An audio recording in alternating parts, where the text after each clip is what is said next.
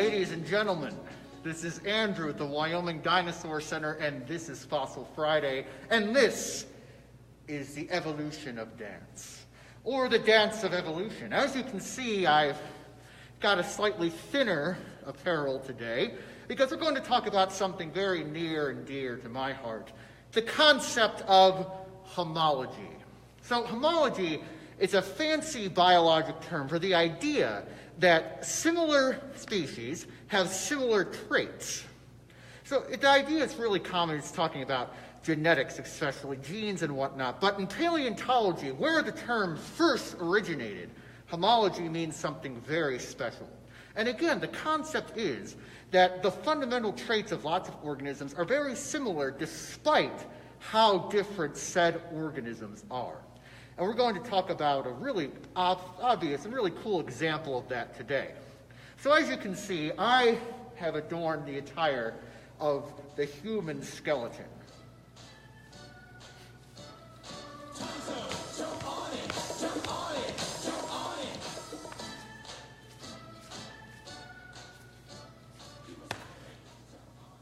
Trust me, when you find a theme, you stick with it. So yes, I'm wearing the attire of a human skeleton.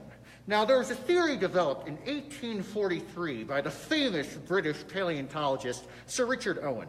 Sir Richard Owen coined the term homology in the same paper where he discussed the idea of the vertebrate archetype, which is essentially that all vertebrate animals, animals with a backbone, have the same basic skeletal structure. And even though the sizes and shapes and the overall look of the bones may change, the bone structure itself is exactly the same. So what's a good way to demonstrate that? Well, let's take a look at some fossils that were recovered right here from our site. So follow me this way.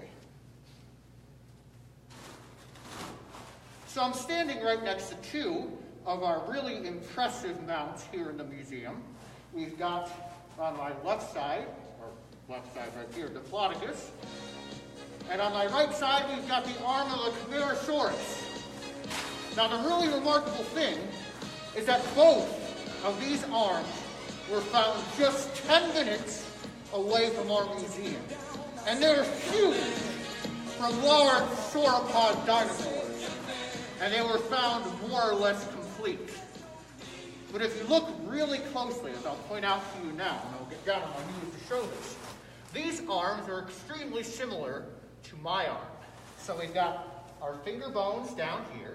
We've got our lower arm bones, the radius and the ulna. And then up top, the scapula, or that's the scapula right there, and the humerus, the upper arm bone. Same thing with our Diplodocus. Finger bones, radius, ulna, humerus, and scapula.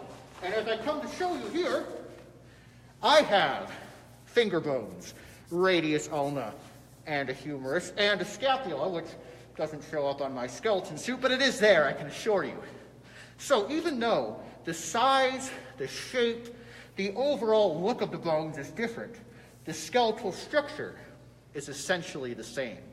That's pretty remarkable when you think about it. So what does this all mean for you at home? What does it mean for us here at the museum? Well,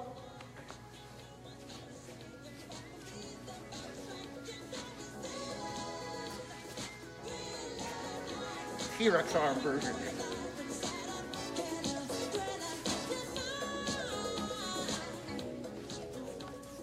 What this means is that as we're assembling dinosaur skeletons, we know the fundamental anatomy right off the bat. Now, again, numbers change. The number of cervicals, dorsals, caudals, neck bones, backbones, tailbones, respectively. Those are always different between species, but every dinosaur is going to have two humeri, two radii, two ulni, however many finger bones they have, but they're going to have the same amount of finger bones, thumbs, everything like that. We know this to be true. So when we find multiples of any of these bones, we know that we're dealing with multiple animals. Or in the case like this WBS arm right here, that's all from one creature. We know every single one of those bones belongs to one animal.